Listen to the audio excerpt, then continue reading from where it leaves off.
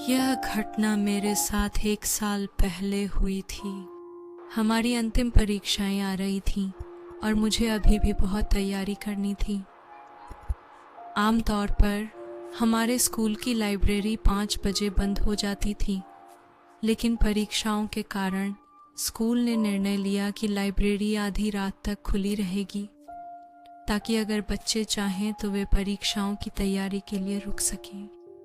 मेरे घर से स्कूल ज़्यादा दूर नहीं था, इसलिए घर पर पढ़ाई करने की बजाय मैं शांत और सुकून भरी लाइब्रेरी में पढ़ाई करना पसंद करता था और ज़्यादातर वहीं पर परीक्षा की तैयारी करता था। उस दिन मैं 6 बजे अपने घर से निकला और जल्द ही परीक्षा की तैयारी के लिए पुस्तकालय पहुंच गया। मैं पढ़ाई में इतना डूबा हुआ था कि मुझे एहसास ही नहीं हुआ कि अब 10 बज गए थे। मैंने कभी लाइब्रेरी में इतनी देर तक नहीं रुकता था। आमतौर पर मैं रात के 8 बजे तक घर जा रहा होता। यहाँ तक कि रात के 8 बजे भी लाइब्रेरी में कम से कम कुछ छात्र होते थे, लेकिन 10 बजे यहाँ पूरी तरह सन्नाटा था। मेरे पास केवल 10 से 15 मिनट का काम बाकी था, इसलिए मैंने तय किया कि मैं इसे जल्दी से ख़त्म कर लूँगा और फिर घर लौट जाऊँगा। मैं अपने काम में पूरी तरह खोया हुआ था जब मैंने किसी को लंगड़ाते हुए सुना। हाँ,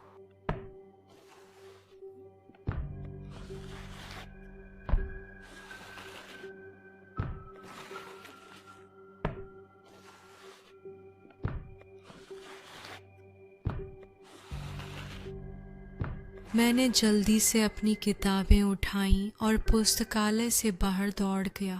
हमारे स्कूल लाइब्रेरी के बाहर एक बहुत लंबा गलियारा है। उस गलियारे के अंत में जब आप दाईं ओर मुड़ते हैं तो आपको स्कूल का निकास द्वार मिलेगा।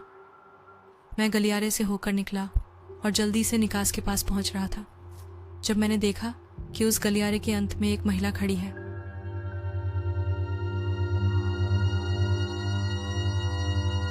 मैं नहीं जानता था वह कौन थी, लेकिन जैसे ही मैं उसके करीब आया मुझे और अधिक असहजता महसूस होने लगी। मुझे इतनी असहजता हुई कि मैंने पुकार कर कहा, कौन है वहाँ? जैसे ही मैंने यह कहा वह कुछ ही सेकंड में गायब हो गई। मैंने राहत की सांस ली और मुख्य द्वार से बाहर निकल गया। थकान और भूख के कारण मैं ठीक से चल भी नहीं पा रहा था, लेकिन मैंने देखा कि सड़क असामान्य रूप से पूरी तरह से खाली थी, जो कि बहुत अजीब था क्योंकि यह सड़क सामान्य रूप से बहुत व्यस्त रहती है। रात में भी आप देख सकते हैं कि लोग सड़क पर चल रहे हैं। घबराहट और डर के कारण मैं चलते समय नीचे ज़मीन को देखता रहा। मैं लगभग घर पहुंच ही गया था जब अचानक मैंने एक छाया को ज़मीन पर देखा जो मेरी ओर बढ़ रही थी, हालांकि मेरे आसपास कोई नहीं था।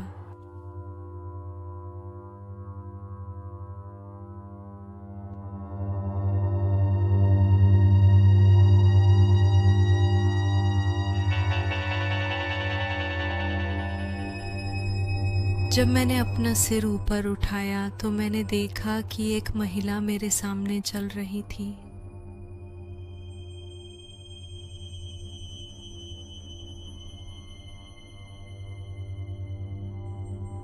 मैंने उसे बहुत अजीब पाया। वह ऐसे दिख रही थी जैसे वह विकलांग हो और उसे चलने में परेशानी हो रही हो, और वह इतनी धीरे चल रही थी कि मैं जल्दी ही उसके पास पहुंच गया। अब मैं उसके इतना करीब था कि मैं उसे स्पष्ट रूप से देख सकता था। वह फटे, गंदे कपड़े पहने हुई थी और उसके हाथ और पैर मरोड़े हुए थे। इसके अलावा उसके बाल बहुत अस्त व्यस्त लग रहे थे। ये मुझे इतना अजीब लगा कि मैं वहीं रुक गया।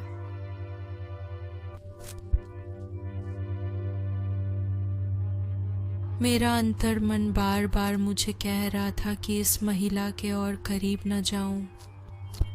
मुझे उसे पार करने की हिम्मत भी नहीं हुई और चलते रहे।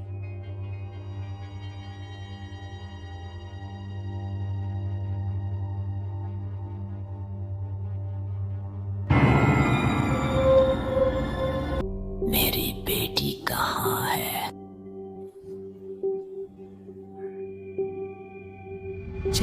मैं स्तब्ध हुआ। सदमे के कारण मैं एक शब्द भी नहीं बोल सका। मेरा दिमाग सुन्न हो गया। मुझे उसके अजीब सवाल का जवाब देने का तरीका नहीं पता था।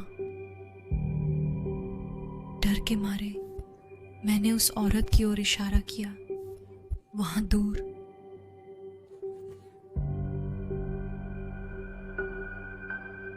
मैं बस चाहती थी कि वह चली जाए।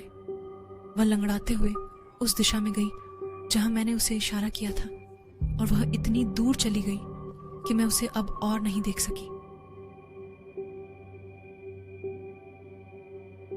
मैं इस विचार से डरा हुआ था कि वह फिर से मेरे सामने आ सकती है, इसलिए मैं जितनी तेज दौड़ सकता था दौड़ा। उस समय मेरा मस्तिष्क कुछ और नहीं सोच सकता था सिवाय किसी ऐसे व्यक्ति को ढूंढने के जो मेरी मदद कर सके, कोई गाड़ी या व्यक्ति या कोई भी। और फिर उस पल में मैंने सुना कि वह स्त्री दूर से चिल्ला रही थी, वह यहाँ नहीं है।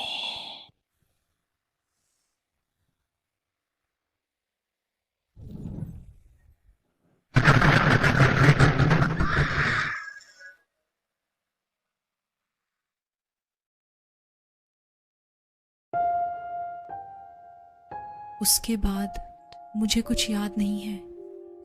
जब मैं होश में आया, मैंने पाया कि मेरे पड़ोसी ने मुझे जमीन पर बेहोश पाया और मुझे घर लाया। मैंने उससे यह पता किया कि 1998 में एक 32 वर्षीय महिला थी जिसका नाम अगाथा था। उसकी 10 साल की बेटी थी जो ईडन हिल स्कूल भी जाती थी। एक दिन अपने दोस्तों के साथ खेलते हुए उसका एक दुर्घटना हुई और उसकी मृत्यु हो गई। अगाथा अपनी बच्ची को खोने का ख्याल नहीं सहन कर पाई।